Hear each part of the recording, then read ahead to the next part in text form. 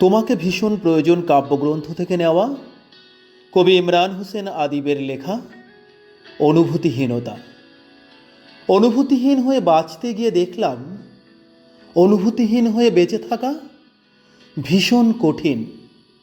বাহিরের দুনিয়া জানল আমি আবেগ অনুভূতিহীন এক শক্ত মানুষ, অথচ আমি জানলাম কোলাহলের আড়াল হলেই অনুভূতিগুলো কতটা ধারালো হয়ে ছেদ করে আমায়। মানুষ হয়ে জন্মানোর সবচেয়ে বড় পাওয়া হচ্ছে অনুভূতি। মানুষ হয়ে জন্মানোর সবচেয়ে বড় ব্যথা ওই অনুভূতি।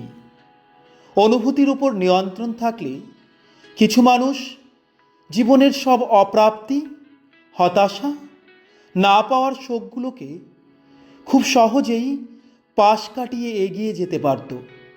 জীবন সহজ হতো, ঠিক সময়ের সাথে নিয়ম মেনে ফুটে যাওয়া এক বুনো ফুলের মতন।